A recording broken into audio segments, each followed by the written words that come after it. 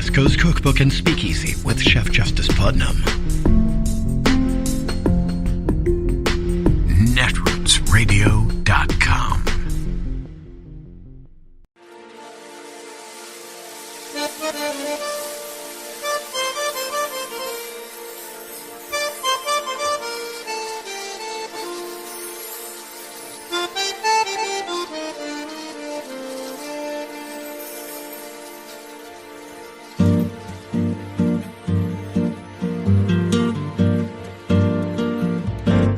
Je voudrais du soleil vert, des dentelles et des théières, des photos de bord de mer, dans mon jardin d'hiver. Je voudrais de la lumière, comme en Nouvelle-Angleterre. Je veux changer d'atmosphère, dans mon jardin d'hiver. Ma fleur sous la pluie de novembre, tes mains qui courent, je n'en peux plus de t'attendre. Les années passent, il est loin, là je tombe. Nul ne peut nous entendre.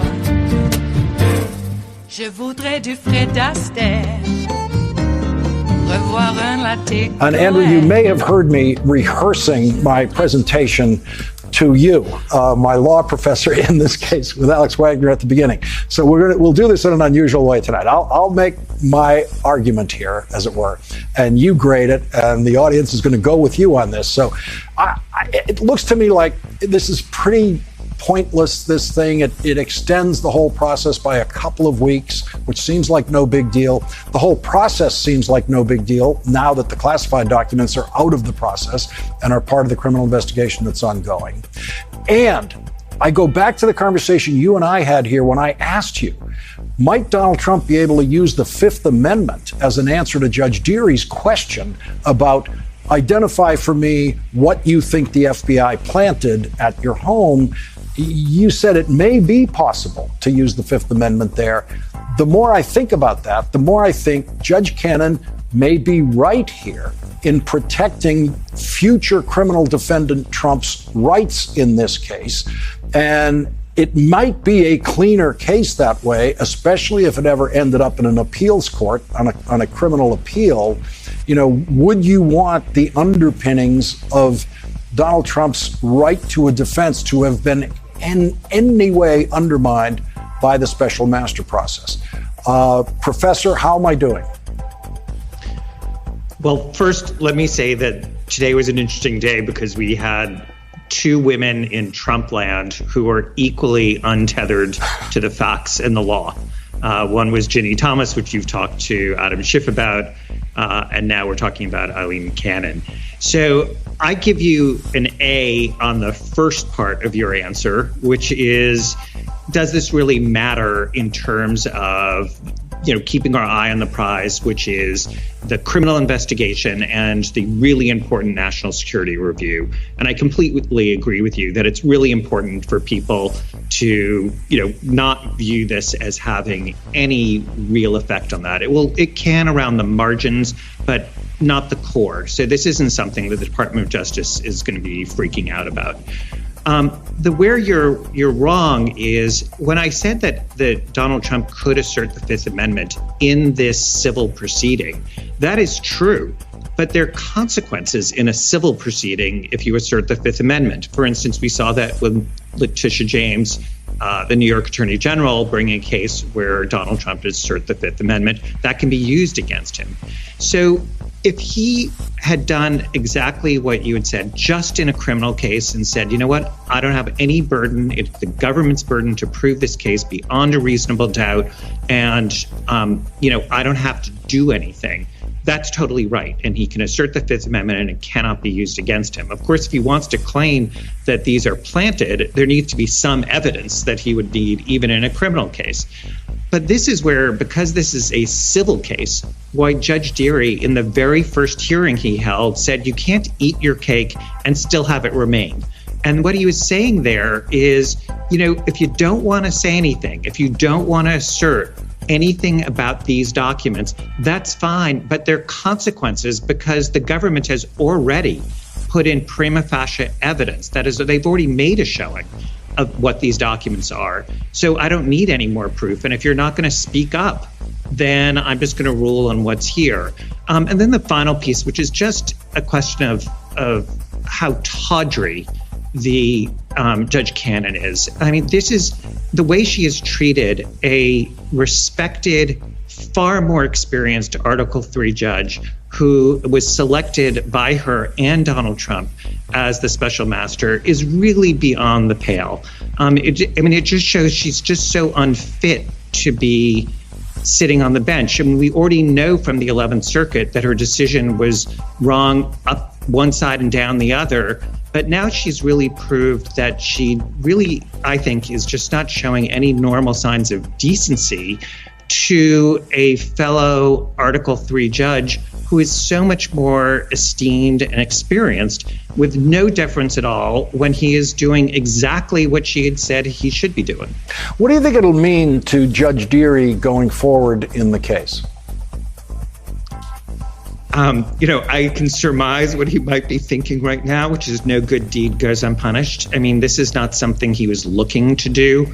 I think I'm sure, did this out of a sense of duty and obligation. It's an unusual position for an esteemed senior Article III judge to be doing this for a junior Article III judge. But I think he probably felt that it was something that the nation called on him to do, and he should do it.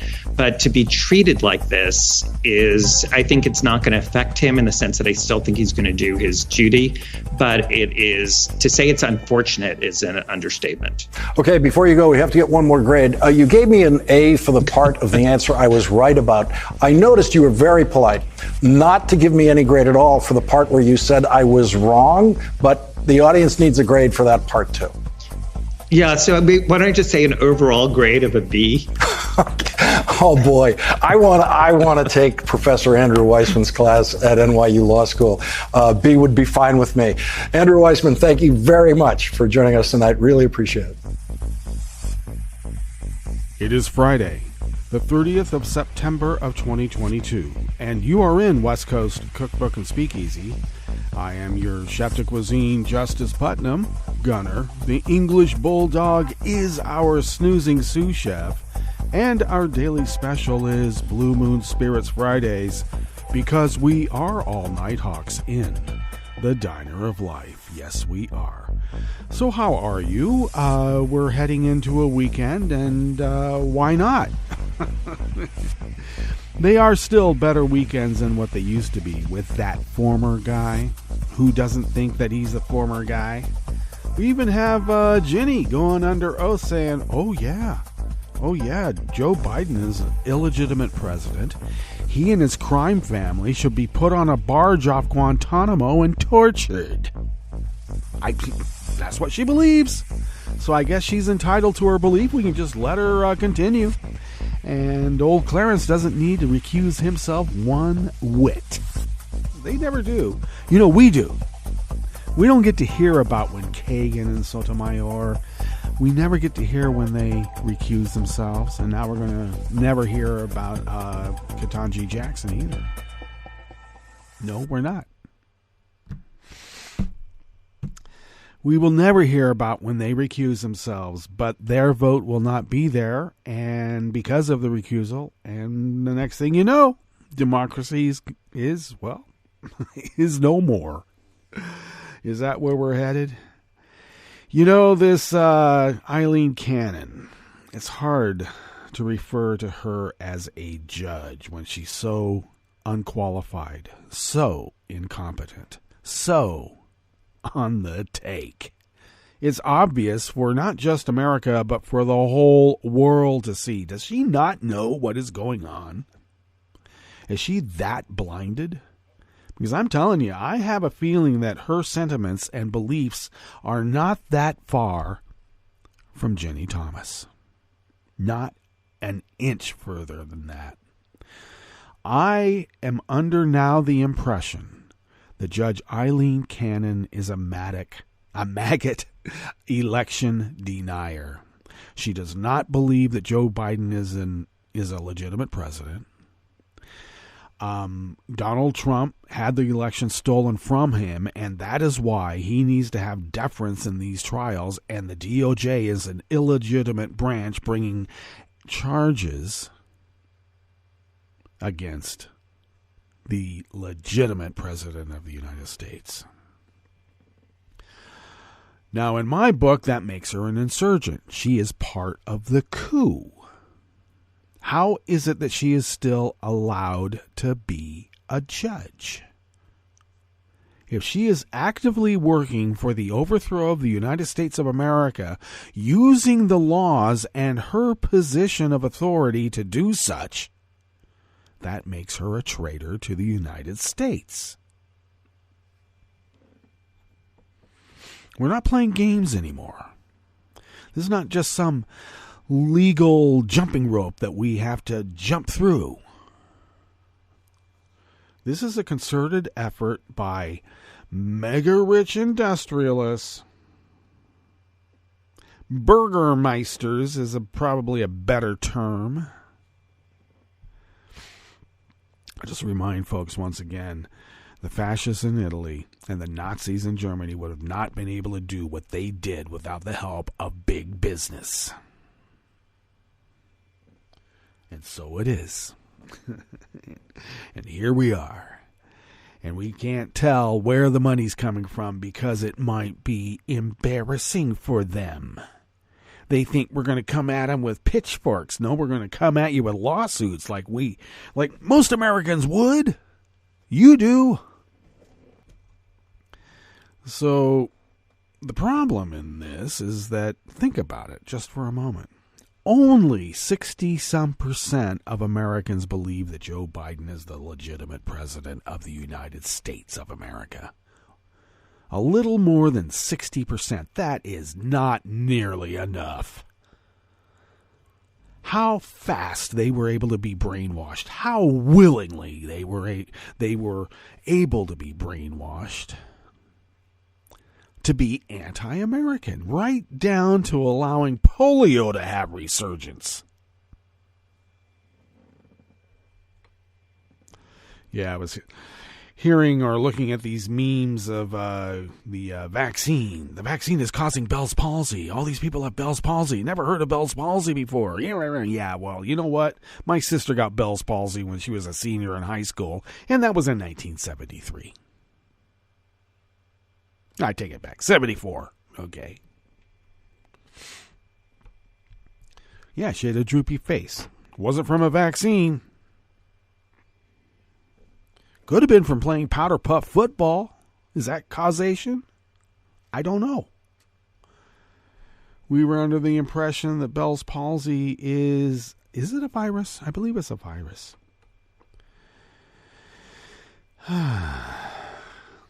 And sometimes it goes away right away, and sometimes it lingers for a bit.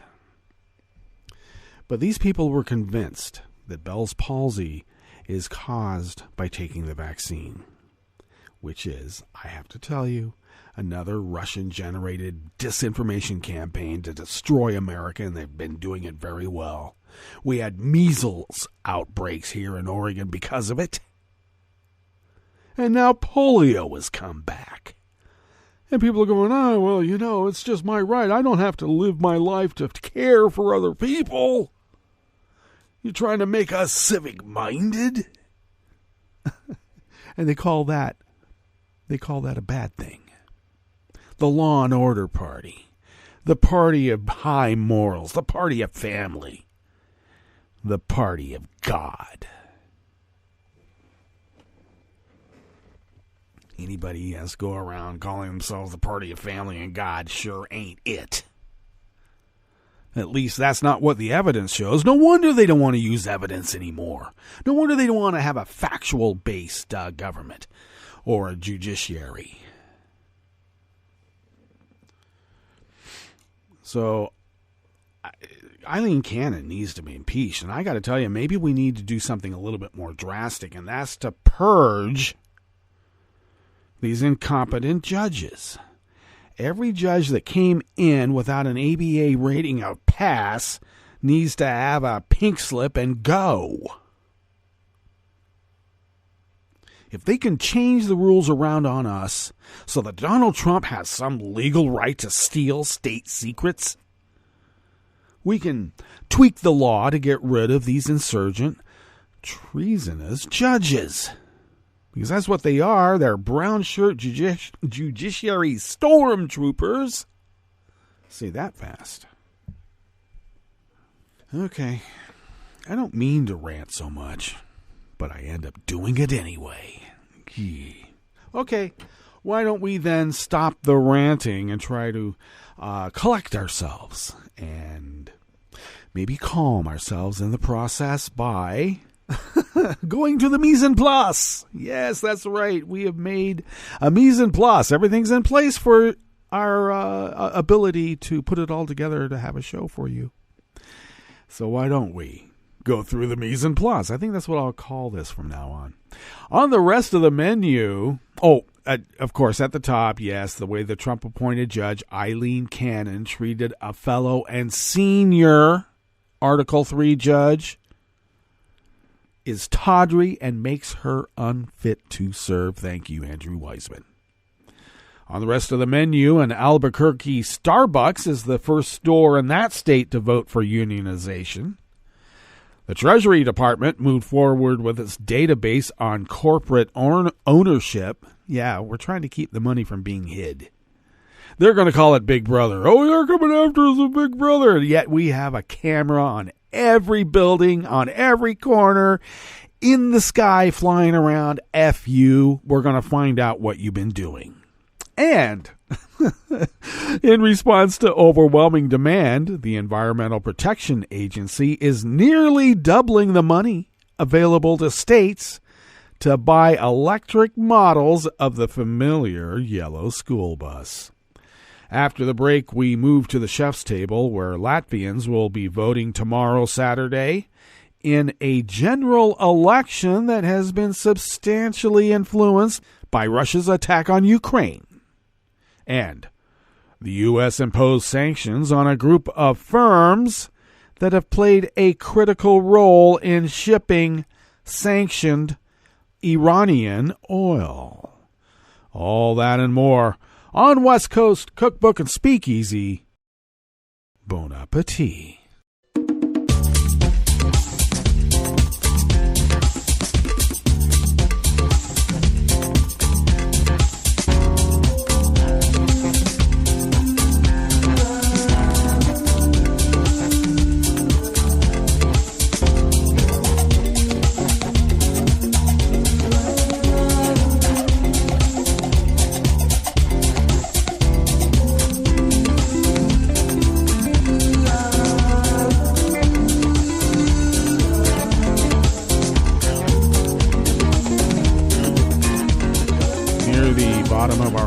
At netrootsradio.com. To the right of the page is the chat room link, and the chat room is monitored by Kelly Lincoln. Thank you, Kelly.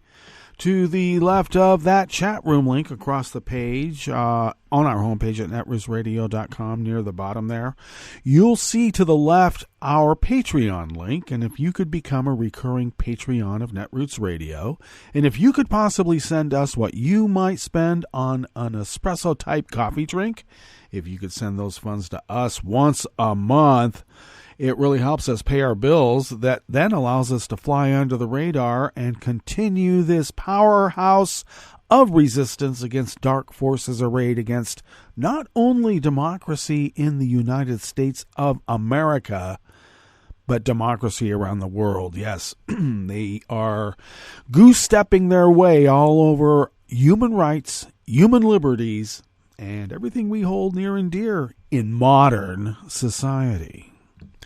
So thank you for your generosity in allowing us to fulfill our civic duty as the founders originally intended. If you would like to follow Netroots Radio on Twitter, you can do so at Netroots Radio. Tom takes care of that. Thanks, Tom. Follow me on Twitter at Justice Putnam. I post the show notes and links diary. They will always be diaries. I know they want to call them stories now. But anyway, the show notes and links are on my diary there at Daily Co's, and you can find that by following my Twitter feed. Why don't you? You can also follow the show on Twitter at Cookbook West and pick up podcasts by way of Spreaker, Stitcher, TuneIn, iHeart, YouTube, iTunes, etc., etc., etc. And, of course, the deep archive of the Netroots Radio Library can be found at the Internet Archive at archive.org. All right, excuse me, I had to clear my chest there a little bit. Speaking of the Internet Archive, I need to probably load up quite a few shows so that they are there, and it frees up the Spreaker platform, apparently. Though we have quite a bit more storage since we had to upgrade. They force you right into it, you know. It's like drugs. Okay, introductory offer sounds like a gateway to me. Alrighty, well, let's now put that aside and tuck into this first offering that we have brought from the kitchen to you right here in West Coast Cookbook and Speakeasy's Bistro Cafe. And it comes from staff at the Associated Press. New Mexico is poised to have its first unionized Starbucks store, organizers say. A majority of rank-and-file workers at an Albuquerque location of the Seattle coffee giant voted in favor of unionizing yesterday, Thursday, said Starbucks Workers United, the group seeking to organize U.S. Starbucks stores. The vote was 10-7 for a union. The NLRB, which is, we all know, the National Labor Relations Board, conducted the election at the store on I-40 and Rio Grande Boulevard.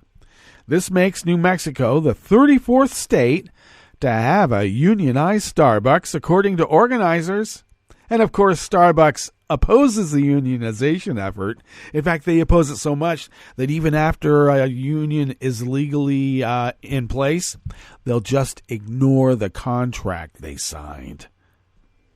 Workers at the Albuquerque location formally filed a petition to hold a union vote in July. A second store in Santa Fe is also looking to unionize. A representative for Starbucks did not immediately respond to a request seeking comment. In a news release, the union called it a victory for better wages and working conditions. They also accuse Starbucks management of interfering with workers' right to organize, using union-busting tactics like firing staff and closing stores. The union claims Starbucks has fired more than 100 union leaders from its stores this year. More than 230 Starbucks branches nationwide have elected to unionize since late last year. Unionization efforts are also gaining steam at Amazon, Trader Joe's, and elsewhere. The Starbucks unionization effort began late last year at a Starbucks store in Buffalo, New York. And as of this week, that store and two others, one in New York and one in Arizona, are the only ones currently negotiating contracts. Starbucks reported record demand in the April-June period as strong U.S. sales made up for continuing closures in China, the company's second largest market.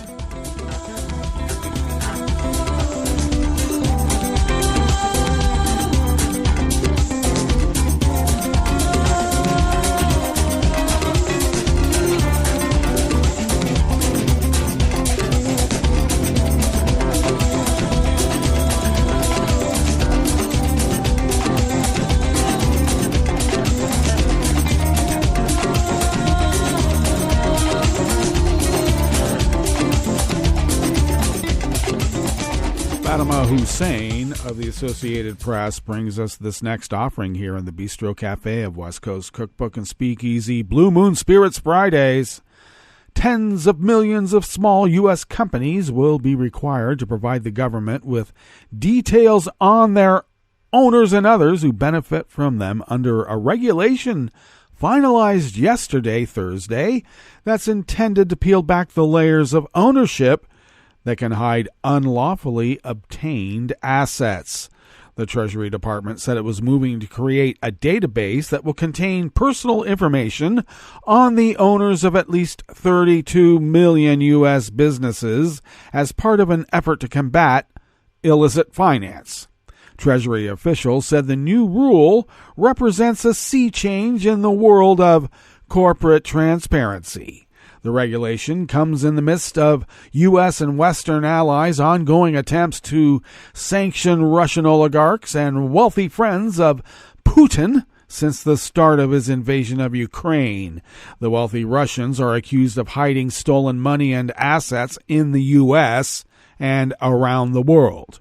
This rule will make it harder for criminals, organized crime figures, and other illicit actors to hide their identities and launder their money through the financial system, Treasury Secretary Janet Yellen said in a statement. It will help strengthen our national security by making it more difficult for oligarchs, terrorists, and other global threats to use complex legal structures to launder money, traffic humans and drugs, and commit other crimes that threaten harm to the American people, she said. Well, that's certainly going to cause the Republicans to vote against it, won't it? The rule will require most American businesses with fewer than 20 employees to register with the government as of January 1st, 2024. Treasury officials said the regulatory burden will be small, costing about $85 per business, but will offer massive benefits to law enforcement. Small businesses are targeted because shell companies, often used to hide illegally obtained assets, tend to have few employees. Now just remember, we wouldn't be in this situation if we hadn't coddled these crooks and let them get away with it. Now everybody's got to go on the 10-mile run in the rain in their combat boots. Everybody. The rule requires reporting companies to disclose information on the people who own, control, or create firms, including the name, birth date, address, and a unique identification number from driver's licenses or passports, as well as images of the documents. The database will be available only to law enforcement and government agencies. Well, that's heartening. Ian Gary, the executive director of the FACT Coalition, a nonprofit that promotes corporate transparency, called the release of the new rule a historic moment in the decades-long fight to rid the U.S. of dirty money. The U.S. has fallen behind many jurisdictions in requiring the true owners of corporate and other entities to be disclosed, Gary said. Gary said there is more work to be done to fully implement the rule. Treasury said it will pursue subsequent rule makings that will address access to the database and other enhancements to the new regulations. The National Federation of Independent Businesses in February raised privacy concerns about the rule, saying the Financial Crimes Enforcement Network, which is tasked with creating the database, must provide the same safeguards for the information that apply to other U.S. intelligence agencies. The regulation implements the reporting provisions of the Corporate Transparency Act, which is enacted as part of the National Defense Authorization Act for fiscal year 2021. Brian North, a business law attorney at Buchanan, Ingersoll Rooney in Philadelphia, said the biggest impact of the database will be its use as a tool for helping law enforcement. If an entity was being used to avoid sanctions, for example, he said, the database would be used to provide information to the government to assist in its enforcement.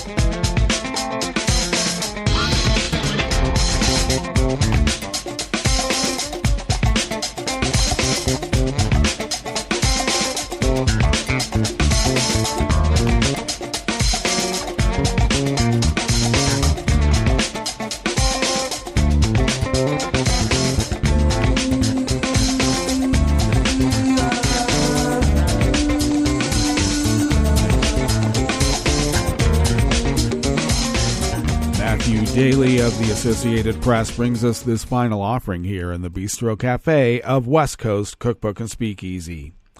Responding to overwhelming demand, the Environmental Protection Agency is nearly doubling the money available to states to buy electric models of the familiar yellow school buses that millions of school children ride every day. The EPA made $500 million available for clean buses in May, but is increasing that to $965 million for districts across the country. An additional $1 billion is expected to be available in the budget next year that begins on Saturday. In the current year, the agency said it has received about 2,000 applications requesting for nearly $4 billion for more than 12,000 buses, mostly electric. America's school districts deliver this message loud and clear: we must replace older, dirty diesel school buses, EPA Administrator Michael Regan said in a statement on Thursday yesterday.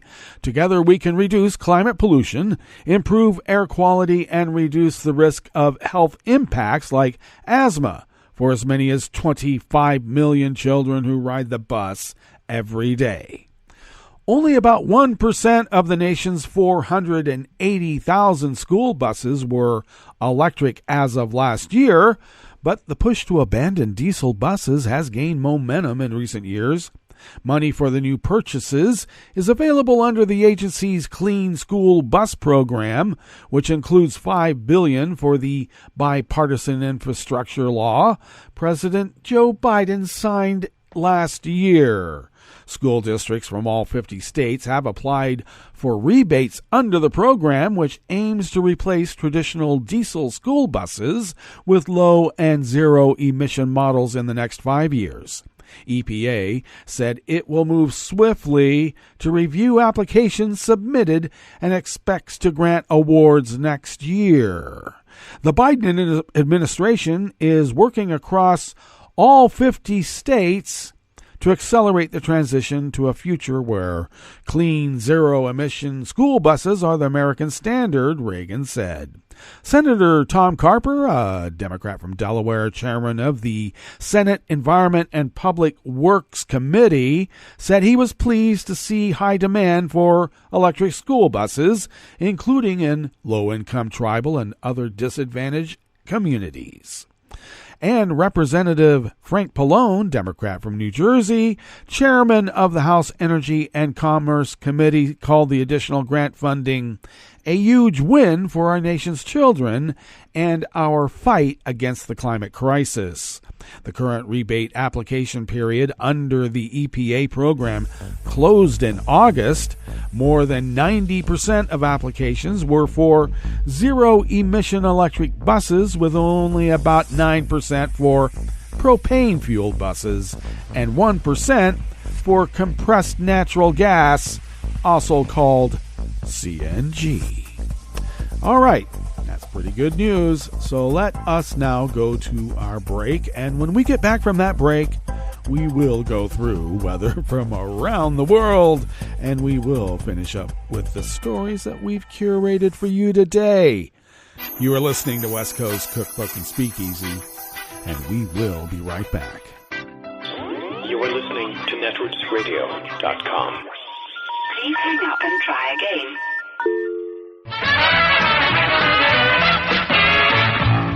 From a point at sea to the circles of your mind, a new force is at work for planetary transformation. New radio for a new Earth.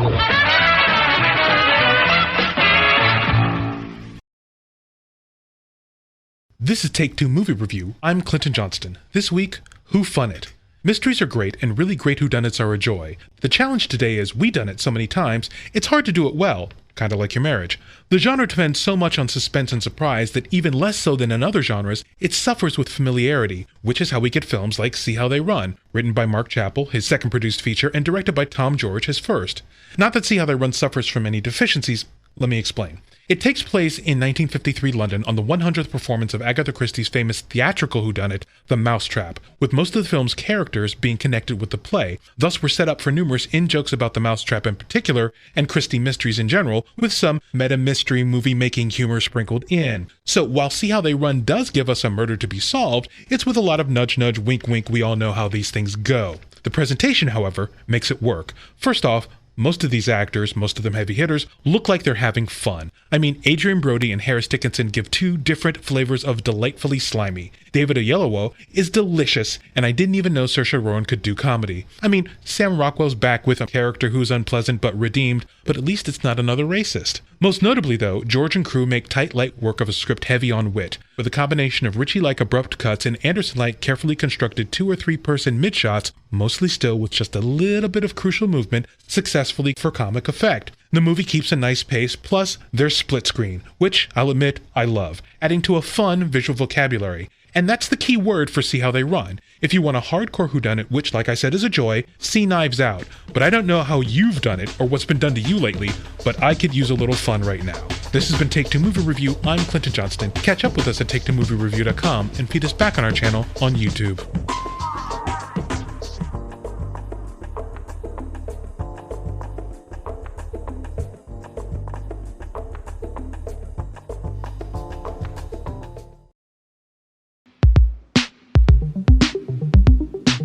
This is Scientific American's 60-Second Science. I'm Camilo Garzón.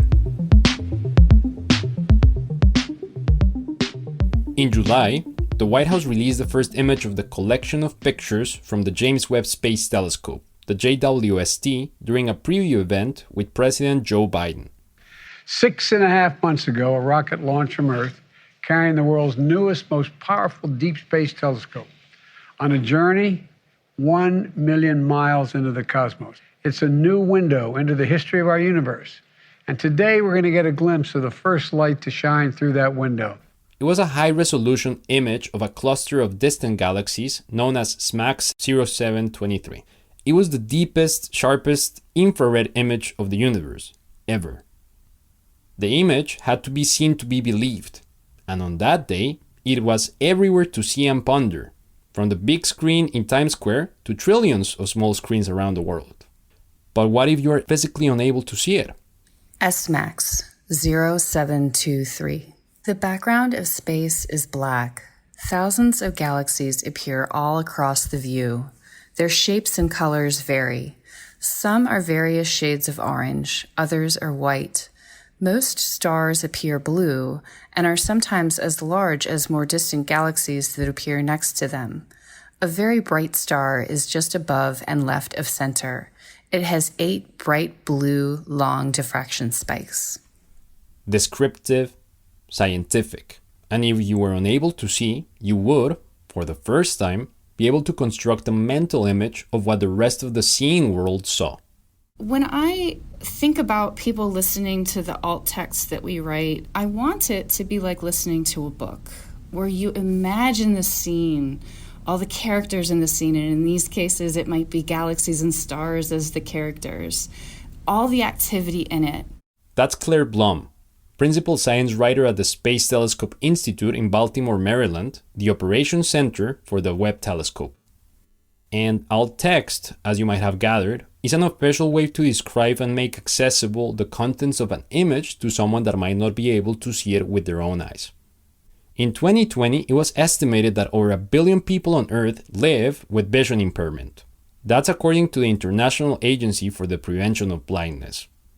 So, if many millions around the world were following the news of Webb's first image, the number of viewers who actually couldn't view it was likely significant. That image's alt text has likely been heard by multitudes. But alt text can go further than just a visual description. It can even add context to an infographic or a graph that might not be clear to all that take it in, whether by looking at it or listening to it described. At its best, alt text also helps kind of fill in the gaps for what you might be missing if you can't access the whole image completely. Margaret Carruthers, also of the Space Telescope Science Institute. Everyone's perception is different. details of the science might be evident to an astronomer or a scientist, but it is not going to be immediately evident to a member of the public who does not have that educational background. That's Claire Blum again. So that's why it's so important that we had a team of educators and scientists going through and just double-checking us. Did we cover everything, but also did we attempt to describe some of the science? Both Blum and Caruthers say that alt text represents a merging of science and art. But it's also critical work, because no one should be left out of the experience of taking in our universe in a new way. For me, it's a bit of awe first, but then, okay, that's the hook. Now you're into this, let me tell you what's here. So then being able to describe, for example, the star at the center of a planetary nebula, and then describing the scene of gas and dust around it, being able to compare it to, wispy or translucent fabrics. Even if somebody hasn't seen fabric blowing in the wind, they perhaps have felt it and understand the differences in the weights of fabrics. But either way, the goal is to paint a picture with the writing to be complete, to provide the whole as much as possible. It's not a one-to-one, but it's providing somebody that same in-depth experience, that opportunity. A kind of adaptation and translation that still communicates and paints a picture as well as it can. Caruthers agrees. So in that way, it is very much like a translation where somebody translating poetry might focus on, one word over another to kind of convey the feeling or the intent of the poetry. For the web's first images, they wrote descriptions that were both scientifically accurate, illuminating, and I might even say poetic. Here's Blum reading one of her favorites. This frame is split down the middle. Webb's mid-infrared image is shown at left, and Webb's near-infrared image on the right. The mid-infrared image appears much darker, with many fewer points of light. Stars have very short diffraction spikes. Galaxies and stars also appear in a range of colors, including blue, green, yellow, and red. The near-infrared image appears busier, with many more points of light. Thousands of galaxies and stars appear all across this view. They are sharper and more distinct than what is seen in the mid-infrared view. Some galaxies are shades of orange, while others are white. Most stars appear blue with long diffraction spikes, forming an 8-pointed star shape. There are also many thin, long orange arcs that curve around the center of the image. Beautiful. Here's Caruthers reading one of hers. The background is deep blue with scattered points of light of different size and brightness. Running from left to right through the middle is a jagged line representing a light spectrum, a graph of brightness versus wavelength of light. The area below the spectrum has a rainbow pattern from red on the left to purple on the right. The coloring is semi-transparent. The blue starry background is visible behind and fades out toward the bottom.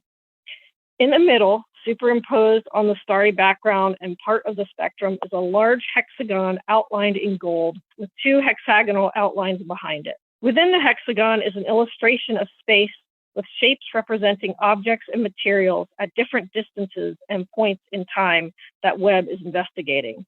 A large planet with hints of cloud formation, beams of matter jetting out from the center of a galaxy, galaxies of different shapes and sizes, nebulous cloudy wisps, and stars with 8-pointed diffraction patterns. Thanks to the team from the Space Telescope Science Institute for describing these jaw-droppingly beautiful images in such a powerful and scientifically accurate way. For Scientific American's 60-Second Science, I'm Camilo Garzón.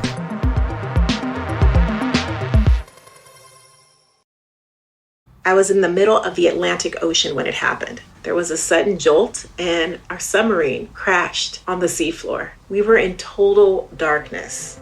That's Dr. Dejana Figueroa, a marine biologist and STEM teacher, talking about a deep sea dive she'll never forget. It's funny, when I was a kid, I was afraid of the ocean. And there I was, 2 miles below the surface. But as a scientist, you prepare for that. Using our training and a little creativity, we fixed the sub and finished our experiments. The dive was just too important. Every dive gives us glimpses at things few people ever get to see. Glowing creatures, fiery undersea volcanoes. When we got back to the surface, I kissed the ground and called my mom, of course. But you know what? I wouldn't trade that dye for anything. Dr. Figueroa uses her passion for STEM to discover new things and make the world a better place. She can STEM, so can you. Check out She Can STEM for more stories and inspiration. A message from the Ad Council. Hi, I'm Tom Hartman, and since you're listening to netrootsradio.com, show your progressive side and go to the donate button on the bottom of the homepage. It's progressives like you who power Netroots Radio and keep the progressive message beaming everywhere 24 hours a day. Just go to our donate button at the bottom of netrootsradio.com. Thank you for keeping progressive radio at full power.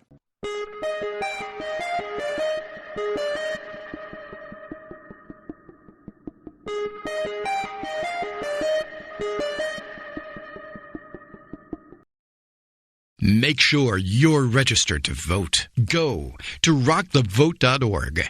Vote for Democrats up and down the ticket. This message, a public service from all the fine people of netrootsradio.com. It's been a record year of runaway wealth for America's billionaires, with this tiny clique vastly widening the chasm, separating them from us hoi polloi. For example, Amazon Jefe Jeff Bezos hauled in $190 billion for the year. That pays him more than $360,000 a minute for every single minute of the year. So much taken by so few, who do so little while harming so many. Bezos erected his corporate empire on the backs of non-union workers he routinely exploits, plus millions of taxpayers he bilks.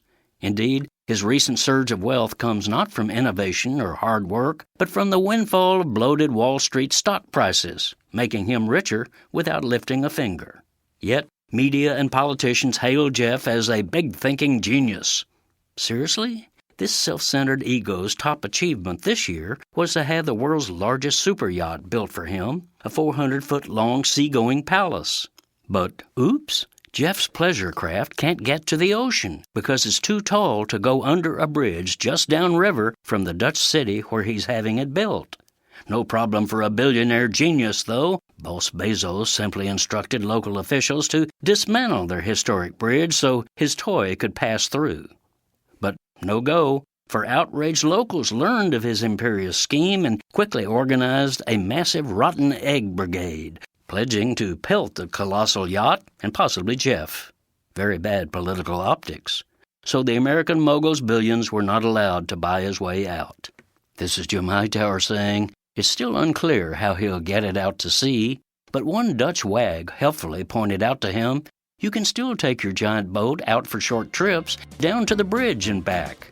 If these mega-rich privileged ones are so smart, why are they so stupid?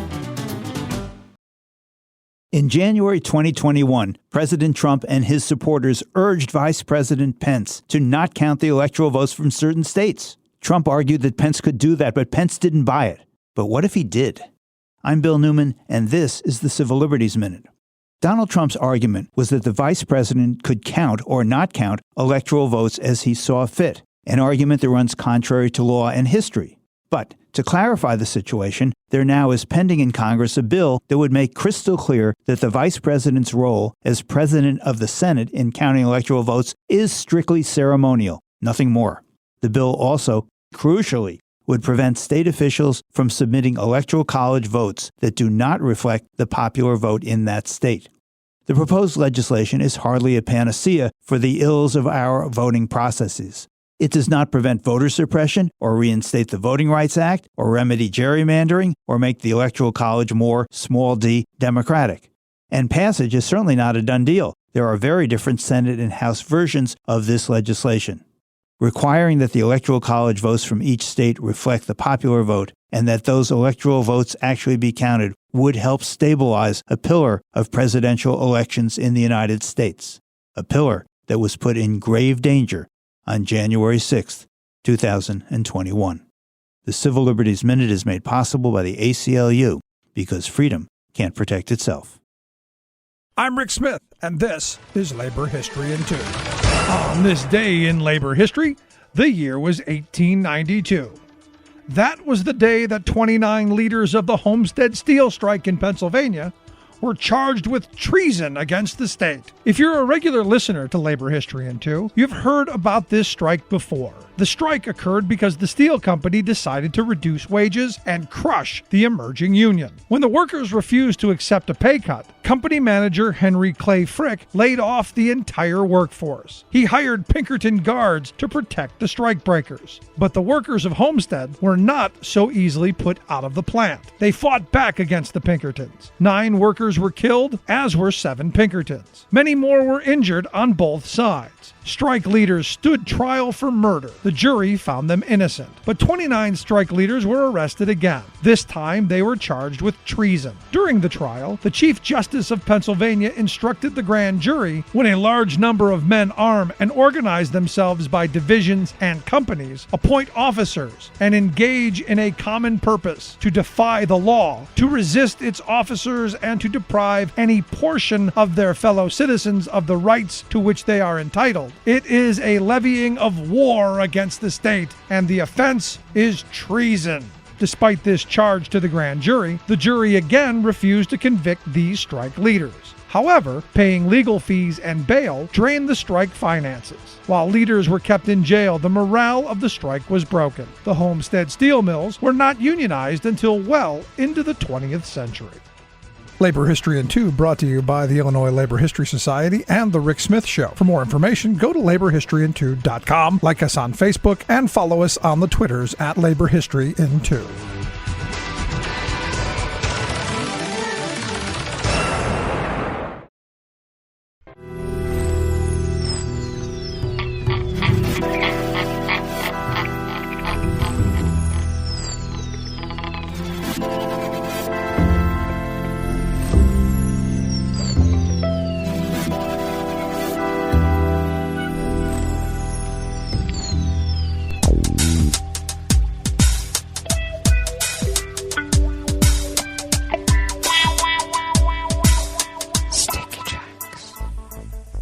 Thank you for accompanying us here to the chef's table at West Coast Cookbook and Speakeasy, Blue Moon Spirits Fridays. We always begin weather from around the world along the banks of the Rogue River in the Rogue River Valley of Southern Oregon on the west coast of the continental United States of America, where it is currently 48 degrees Fahrenheit. Looks like we're beginning a warming trend. Looks like we'll be in the mid to upper 80s. And winds will be light and variable with mostly sunny conditions throughout the day. Clear skies overnight, lows in the low to mid 50s, winds light and variable.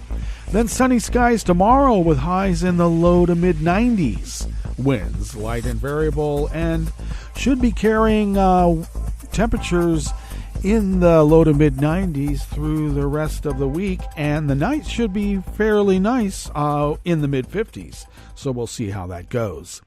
Ragweed pollen continues to be rated high in Rogue River itself. The air quality index for the region is good at 22 parts per million, and that daytime UV index is in the fall moderate range at level 5.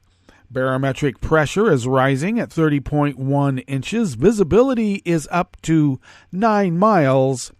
And relative humidity is at 100%. Weather from around the world is brought to you by a crowd of crowdsourced weather stations that a crowd crowdsources from around the world. London is 60 degrees with rain. Paris is 65 and partly cloudy. Rome is 75 and partly cloudy with a thunderstorm and lightning electrical advisory in which those elements can disrupt the electrical grid in Rome. Kyiv is 65 degrees and partly cloudy. Kabul is 65 and clear. Hong Kong is 77 and fair. Tokyo is 72 and partly cloudy. Sydney, Australia is 58 and mostly cloudy. San Francisco, California is 58 and fair. And New York, New York is 60 degrees Fahrenheit and partly cloudy. And that is weather from around the world, brought to you by a crowd of crowdsourced weather stations that a crowd crowdsources from around the world.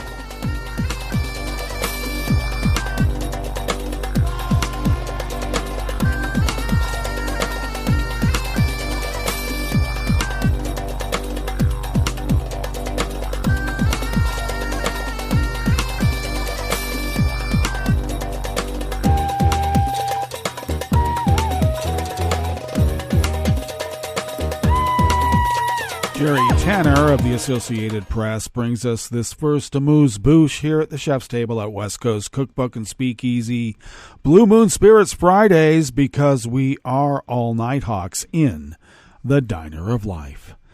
Latvians will be voting tomorrow, Saturday, in a general election that has been substantially influenced by neighboring Russia's attack on Ukraine, political disintegration among the Baltic countries' sizable ethnic Russian minority, as well as issues relating to the economy, including high energy costs. Polls show that Prime Minister Karen's new Unity Party, which heads the current four-party center-right minority coalition, is likely to emerge as the top vote-getter, with a projected 13 of 20% of ballots cast by the 1.5 million eligible voters. The election will likely be followed by a lengthy period of negotiation and coalition building, but analysts say there's a strong chance that Karen's will still be prime minister at the end of it all. The election is likely to be the death knell for the opposition Harmony Party, which until now has been favored by Latvia's ethnic Russian minority, which makes up over 25% of the population.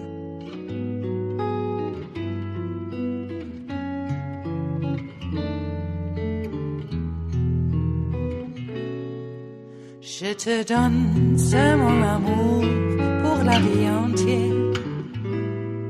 La promesse de me trouver à tes genoux. Aussitôt que tu m'appelles, rester toujours fidèle. C'est tout, c'est tout.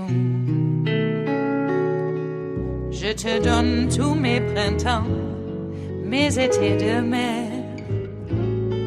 Mes automnes, quand les feuilles tombent partout. Si ce n'est pas une bonne affaire, je te donne tous mes hivers. Fatima Hussein brings us this final amuse-bouche here at the Chef's Table at West Coast Cookbook and Speakeasy. The U.S. yesterday, Thursday, imposed sanctions on a group of firms it says have played a critical role in shipping sanctioned Iranian oil. The State Department designated 2 Chinese companies, and Treasury's Office of Foreign Asset Control hit a network of companies based in Hong Kong, Iran, India, and the United Arab Emirates. U.S. sanctions on Iran have accelerated in recent months as administration officials try to bring Tehran back to negotiations for a return to the 2015 Iran nuclear deal. Sanctions were imposed in July on a group of firms tied to the sale and shipment of Iranian petroleum and petrochemical products to East Asia. The administration uses an August 2018 executive order signed by then President Trump as its authority to impose the sanctions. The Biden administration has been working to renew the nuclear deal, which Trump withdrew the U.S. from in 2018. The agreement placed curbs on Iran's nuclear program in exchange for billions of dollars in sanctions relief, which Iran insists it never received. In addition, the U.S. has taken steps to punish Iran's government after the death of 22-year-old Mahsa Amini. She was detained this month by the morality police, who said she did not properly cover her hair with the mandatory Islamic headscarf known as the hijab. Amini collapsed at a police station and died 3 days later. Her death set off protests in dozens of cities across the country, and the government responded with a fierce crackdown. The U.S. imposed sanctions on the morality police and the leaders of other Iranian law enforcement agencies, denying them access to any property or financial assets held in the United States. Well, that brings us to the end of our broadcast period for the day and the week. But you do know Netroots Radio broadcasts on, and we will meet up here on Monday for River City Hash Mondays. So do stay tuned to Netroots Radio all day, all night, and all weekend for all the breaking news as it breaks. And we will meet up here on Monday, right here in West Coast Cookbook and Speakeasy. Bon appetit.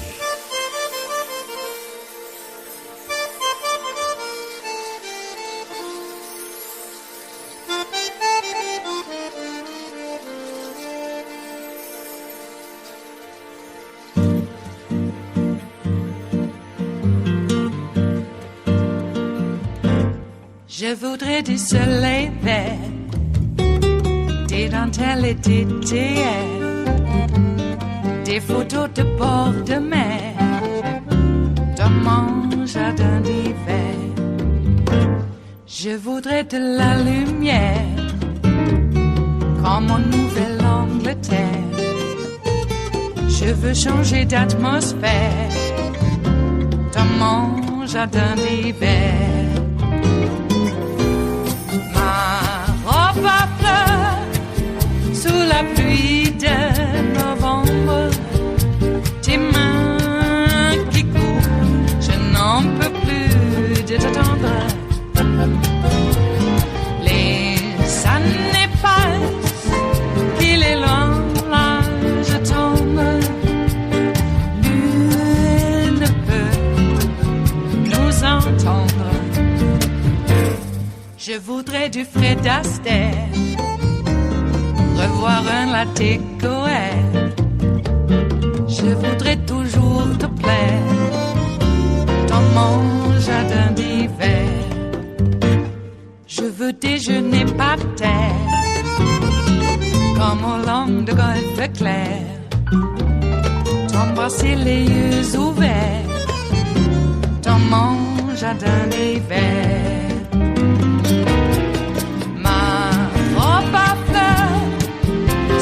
Pluie de novembre, tes mains qui courent, je n'en peux plus de t'attendre. Les années passent, il est loin, là je tombe. Nul ne peut nous entendre. Ba-da-da-dum-di-da-dum. Ba-da-da-dum-di-da-dum. Ba-da-da-dum-di-da-dum. Dans mon jardin d'hiver. Ba-da-da-dum-di-da-dum. Ba-da-da-dum-di-da-dum. Ba-da-da-dum-di-da-dum. Dans mon jardin d'hiver. Dans mon jardin d'hiver. Dans mon jardin d'hiver.